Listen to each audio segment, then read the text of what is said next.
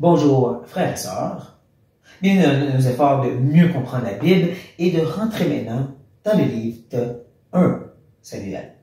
À cette première partie, centrée sur le ministère de Samuel et le règne de Saül.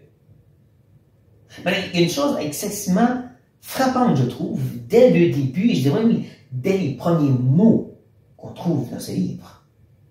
Et c'est celle du verset 1 du chapitre 1 qui dit « Il y avait un homme de Ramathaim, Tsophim, de la montagne d'Éphraïm, nommé Elkana, fils de Jéroam, fils d'Éliu, fils de Tohu, fils de Tuf, Éphrasien, aussi privé de la tribu de Éphraïm. » Et vous dites, c'est quoi le but? Cet homme, c'est le père de Samuel. Samuel, comme tout autre fils israélite, prend sa tribu de son père. En d'autres mots, Samuel vient de la tribu d'Éphraïm. Éphraïm n'est pas la tribu duquel Dieu a parlé pour servir dans le temple. Ça, c'est Lévi. Mais spécifiquement, c'est les descendants d'Aaron qui va servir comme prêtre ou sacrificateur. Pourtant, Samuel va être un prêtre, un sacrificateur, n'étant pas un Lévi. Va servir dans le temple, n'étant pas un Lévite.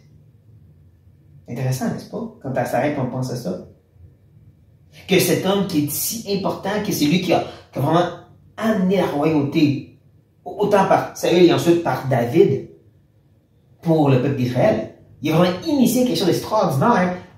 Ce prêtre, qui ne faisait pas partie de la tribu prêtrise, pas la prêtrise.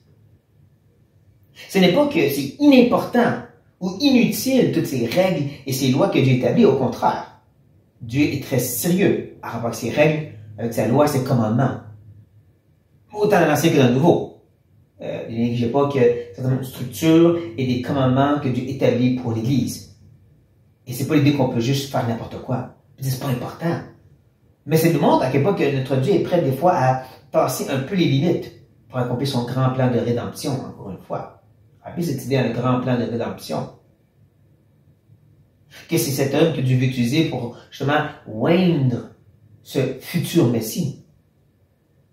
Ce futur délivreur d'Israël. Ce type de Christ qui est à venir. Qu'on voit justement qu'il y a des moments que Dieu tasse un peu les limites. Comme par exemple, le fait, comme j'ai dit, que la prêtrise appartient aux Lévites et à Aaron. Pourtant, Jésus, qui vient de la tribu de Juda, va agir comme prêtre. Parce qu'il va faire partie de la prêtrise de Melchisédek. Cet homme qui apparaît de nulle part dans la vie d'Abraham et disparaît tout aussi rapidement.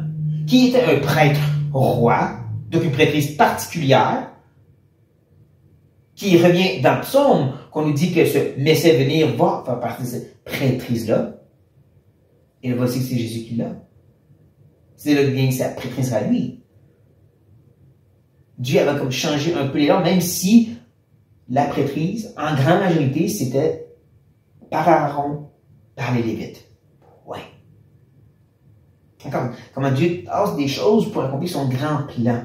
Et ça va nous porter à réfléchir quand on lit justement que oui, les règles sont importantes, oui, les commandements le sont aussi. Mais de voir comment Dieu, des fois, et Dieu seulement a le droit de tasser un peu des limites pour accomplir son grand plan à lui. Ne devient pas les règles en soi, hein? Mais ça démontre à quel point que Dieu agit un peu différemment.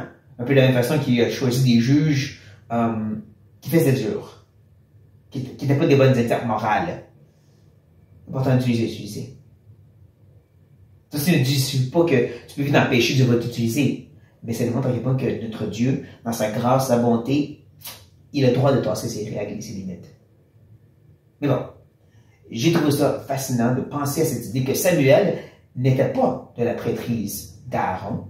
Pourtant, il était un sacrificateur.